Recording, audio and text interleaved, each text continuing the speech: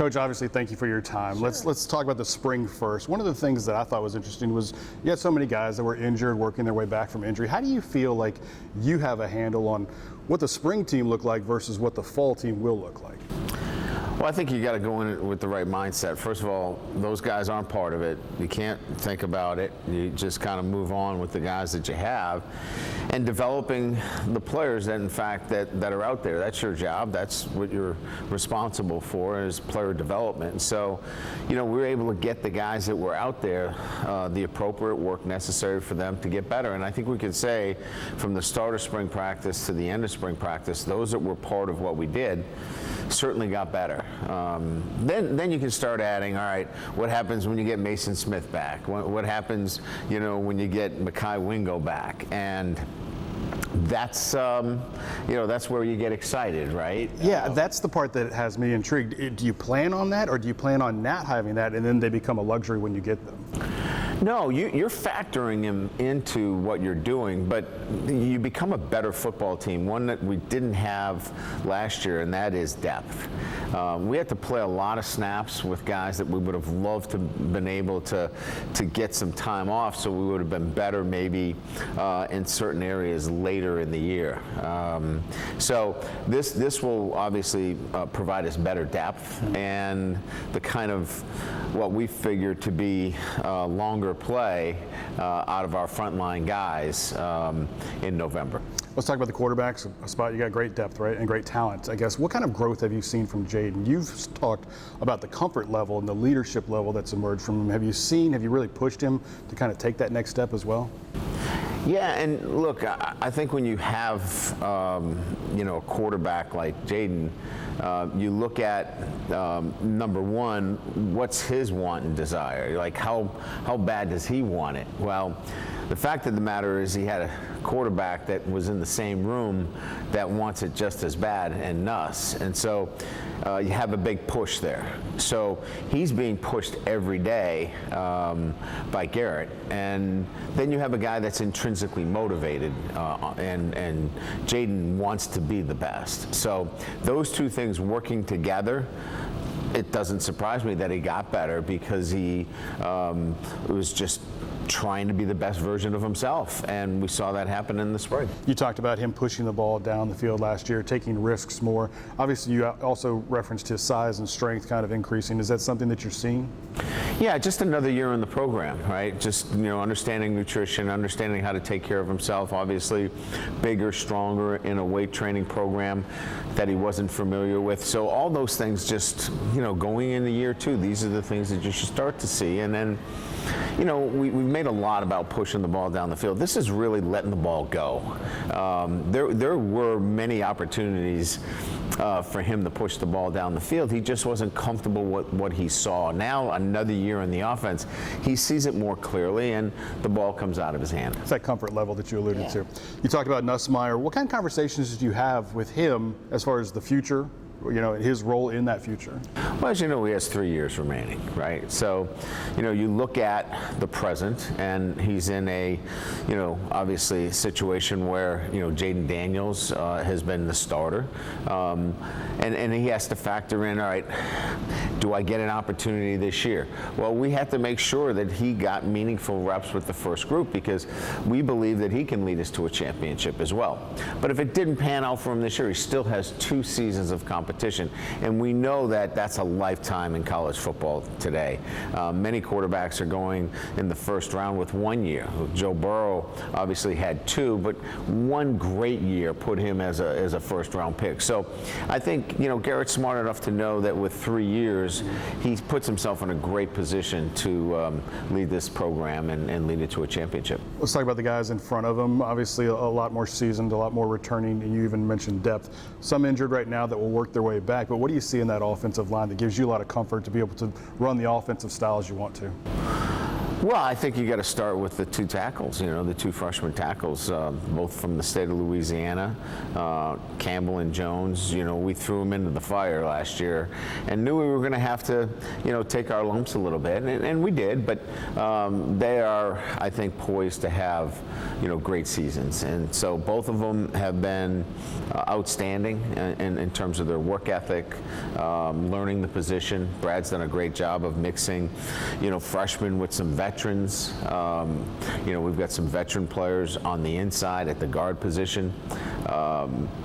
Certainly the center position is one where we think, a returning starter at that position as well, bodes well for us moving into the second year with an offensive line that was, as you know, largely,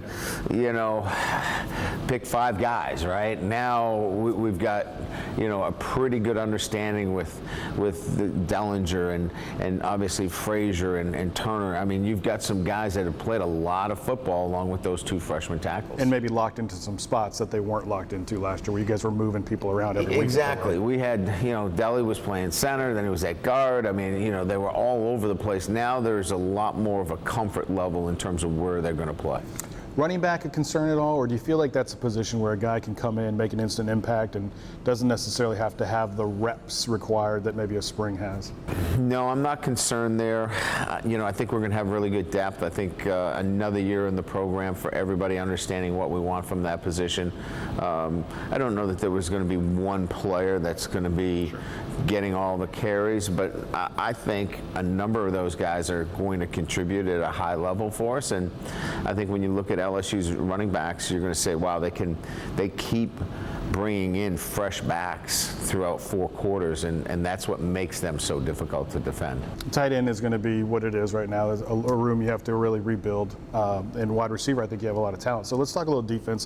One of the things that intrigues me is the cornerback position in this new era of college football. Do you feel like that will be a yearly battle where you just have to rinse and repeat, refilling a room through the portal because guys are going to take their opportunities? Is that the most look, influx spot? We're still kind of dealing with that because of the portal. Everybody is kind of in flux. I'm kind of surprised in a sense because, we're looking at, the portal right now and doing some visits, and, these young men have visits at, Alabama and Georgia and some of the top programs, and, they've been at it a little bit longer than we have. And so it surprises me a little bit that there is that lack of depth. But to go to your point, what's happening is these kids are jumping in because they want to go start somewhere. Yeah. So we're going to keep recruiting freshmen and develop it that way. But I think if you look at what happened at this draft, for example, if you take Jared Bernard-Converse and you take, certainly what happened with Mackay as a free agent and Corey as a free agent, and then even Jay Ward now, looking to be a corner. That's 4 guys that were on this roster last year that we developed to the point where NFL people said we want them in our camp. So I think we're starting to develop that relationship again with the recruits that, hey, I want to go to LSU because they're going to develop me in a point where I can go to the next level. And how has that development gone? I guess we'll transition and talk about the team in your second year here now. Do you have that comfort level? You talked about Jaden and the players kind of, knowing their way around campus, knowing the combination of their locker. I was bringing it back to high school and kind of getting your first week out of the way. Do you really feel comfortable now in your role and how you want to push this thing forward? Oh, I think so. I mean, I think after, coming in and having to look at how you manage your roster, there are bigger picture issues that you're dealing with. Now that we can get into really digging deeper into it, it's about sleep and nutrition and player development at its core, and that's what my entire career has been about. So being able to be involved in that much more than some of the bigger picture items in the first year, like who's going to be in what office, and or even how many players you need to fill out. Just trying to fill it out from that perspective. Year 2 allows us to really dig deeper into the development of our players. Do you feel like that's where your strengths lie, in the nuances and the minutia of maybe finding that one thing that can be a difference maker? Well, it's what I believe I'm good at. Okay. And I don't say that in any kind of egotistical way, but that's what I've been doing for 32 years. And I love doing it, but I think I'm good at it. And when you're good at something, you really invest your time in it. And so I like investing. I love investing my time in the players because I can bring so much experience to that, whether it's sleep or nutrition or how we can help them during a practice and be the best they can be during the week, and flipping that switch to Saturday and being the best competitor. So it allows me this year, going into year 2, much more time to spend with the players. One of the things that impressed me last year was just the buy-in, sure, from the players, but also your coaches. And we talked about it. There was one coach retained, and pretty much most of the coaches were new to you to work with you. You retained almost all of them. I guess, how did that process go in year 1 in retrospect, and how pleased were you kind of now? Well, I think you start with a vision that you paint to everybody. So everybody's got to see, all right, what's coach's vision for the program? And you have to communicate that. And I think we did a really good job of communicating that and showing what the vision was of this program. And then I think your leaders start leading, and those are your coordinators and your directors. And so it's not just the football coaches, it's everybody in this building that is consistent with what your process is, and it's the same every day. We don't have 3 or 4 people espousing one way of doing it and 3 or 4 saying, well, we're going to do it this way. Right. We're unified and cohesive in one message, and I think that in itself, when you come to this building as a player, for example, you're like, well, there's only one message here, and there's only one way to buy in. And that helps a lot. No doubt. Let's talk about this season coming up, I guess. Just how much has college football changed, and how much are you embracing that change, kind of understanding the new era and the rules and regulations that you get to operate with? I mean, do you feel like you're a guy that's on top of so much that's really a strength? I think college football is ever changing. I mean, look, we've gone through so many different changes over the last 10 years. I remember the days where you could win 17-14, 14-10. You remember the days here when it was 7-3, you could win those games. I don't know if those games exist anymore. Look, the way things are set up right now, you've got to score points. And so the way you put together your roster, you've got to be explosive. And we haven't even talked about transfer portal and NIL. We haven't talked about playoffs and things of that nature. The changes in spring ball in terms of, what you can and can't do. Preseason camp in terms of tackling and not tackling.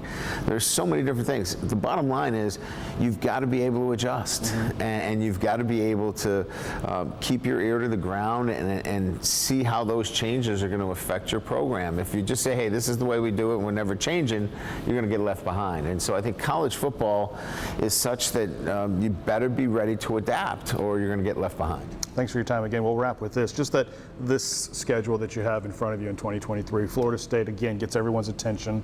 You're going there this time. Obviously, the stakes are higher, right? A lot is expected of your team. How do you navigate that? How do you navigate the SEC and now the expectations? Because you do have a target, right? Yeah, I think we all know that Florida State's going to present a great challenge for us. We're going to present a great challenge for them. I think it's a great college football game to come out. But our season's not going to be defined on one win or one loss. We got a long way to go after that. But it's a great opener. It's great for college football, and it'll be a great test for us coming out of the gates. I don't think we win or lose our season in game one, but it'll be a great way for us to really skyrocket if we come out of that with a great victory against probably it's going to be a top 10 team. Yeah, no doubt about it. Coach Kelly, thank you. Thank you for your time. Thanks, Mike. Appreciate it.